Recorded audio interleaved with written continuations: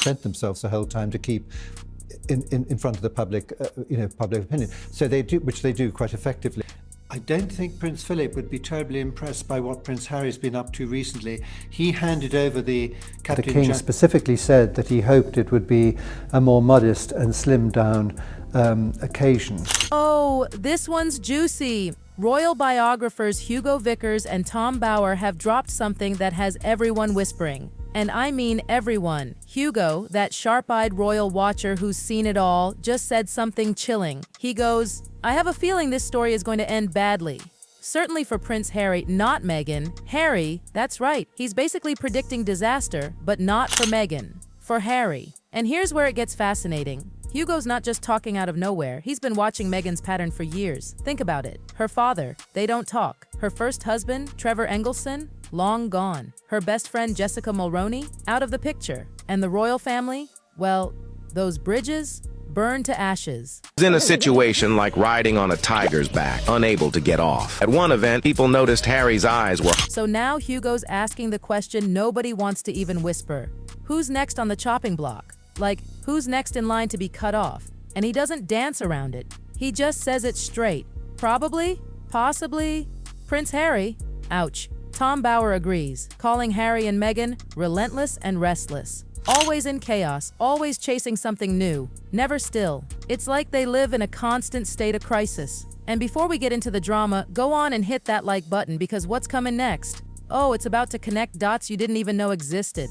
Biggest damning message being sent to Harry was that the king... All right, let's dig in, because when Tom Bower says relentless and restless, that's the perfect way to describe this couple. Seriously, Meghan and Harry? They can't sit still. One minute it's Netflix, the next it's Spotify, then a new brand, a new lifestyle, a new message that never ends. They chase the next shiny opportunity before the current one even lands. It's like watching someone juggle, but they keep throwing in more balls until everything's about to fall. They're constantly reinventing themselves, always changing, always performing, always desperate to stay in the spotlight. People are finally saying it out loud. Not on Reddit, not in gossip podcasts, but in real conversation. Just to keep people talking, just to stay in front of public opinion. And hey, sometimes it works. They know how to make headlines, how to create that buzz, but it comes with a price. Because living like that, it's exhausting. They can't stick with one thing long enough to let it grow naturally. It's chaos 24/7, and that chaos trickles down right into their team. Insiders say their office feels tense all the time, like no one really knows what's happening next. People walk on eggshells, waiting for the next big switch. You ever seen a single moment so tiny, so ordinary, and yet so explosive that it changes everything? No direction, no focus. When things are good, everyone's smiling, right? They celebrate the wins. But when things go bad, and lately, let's be honest, things have been bad, it's pure blame game central. You messed up. No, that's your fault. We need to pivot.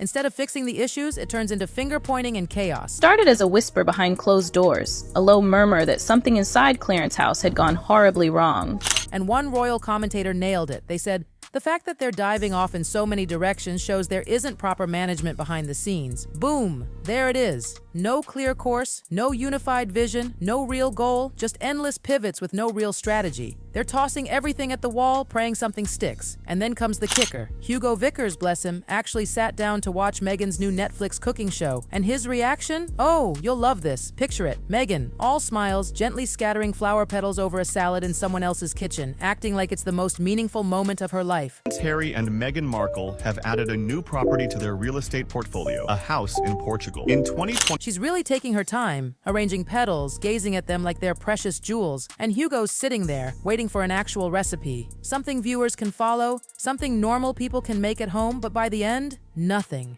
Not a single usable recipe. He realizes that it's not about cooking at all. It's all about her. The whole thing's just one long, glossy performance of Meghan being Meghan. And it was some peer supporters from LA County Fire Department, and man.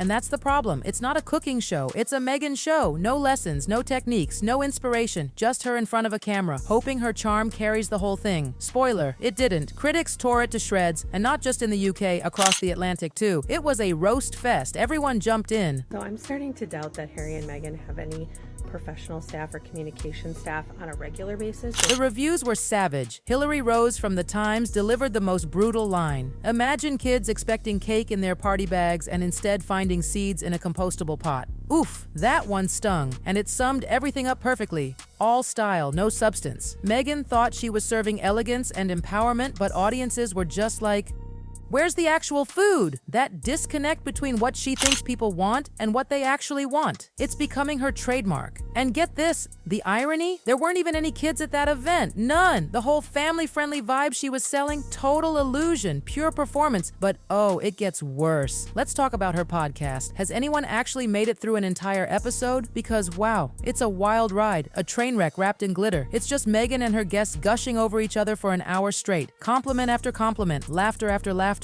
It's so polished it almost squeaks. Every line's a love letter. Every joke, over-the-top giggles. It's less of a podcast, more like a praise party. And you start wondering, are these real friends or is this just PR perfection? Because there's a huge difference between genuine chemistry and performing friendship for the camera. You can literally feel the performance happening in real time. And that's what makes it so frustrating. The show's supposed to be about building a business. Like, we were promised insights, advice, something useful. Listeners expected strategies, inspiration, anything. But nope, just endless compliments and cozy chats. Someone said they were 2/3 through an episode before realizing not a single business tip, nothing, zero value, just fluff, no lessons, no takeaways. It was pleasant, sure, background noise for folding laundry, but meaningful, not even close. It's content for content's sake, a shiny, empty shell, and Hugo Vickers summed it up best. There are other people who are better at cooking, better at business, better at basically everything they're trying to do. He's not wrong, because from the outside, it's like Harry and Meghan are just jumping on every passing trend, grabbing whatever's popular, hoping their names alone will make it work. But here's the truth. You can't build an empire on buzz alone. At some point, people start craving substance, and when they don't find it, they move on. And that's exactly what's happening right now. Over the last 18 months, their business ventures have been a total disaster. Deals collapsing, projects getting scrapped, constant changes in direction. The word behind the scenes?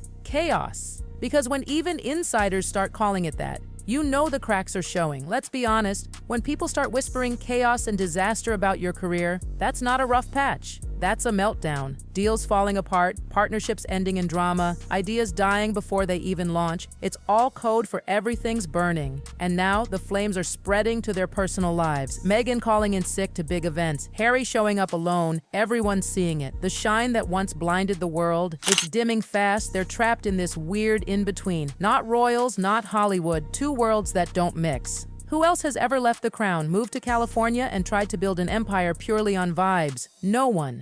They're inventing the rules as they go, and it shows. The confusion's hitting both of them. Meghan's being sold as a global power player, but every project fizzles out. Harry's lost, not royal, not regular, just floating. She's chasing mogul status. He just wants peace. Behind all the luxury, the pressure's crushing. Every failure, every bad headline piles onto Harry's shoulders. He needs to prove leaving was worth it, but the harder he tries, the heavier it gets. Because here's the truth. He wants quiet mornings and family time. She wants fame, influence, her name in vogue. He's craving calm. She's chasing power. Two completely different dreams, one roof, and that never ends well. Just watch them together. When Meghan's not around, Harry's relaxed, laughing, charming. But the second she walks in, it's like someone flips a switch. The warmth vanishes, the tension sets in, and that carefree prince we used to know, gone. You can't miss it once you notice it. At the Invictus Games, everyone saw it. The veterans, the cameras, the fans online. Harry, stiff and subdued. Meghan, posing, shining, working every angle like a pro.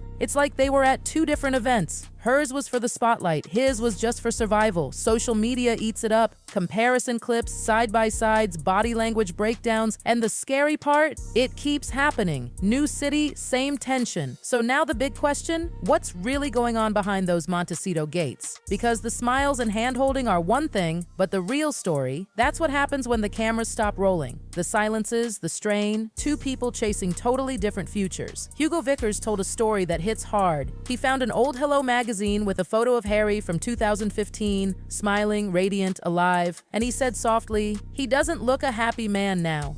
He's right. The light in Harry's eyes, gone.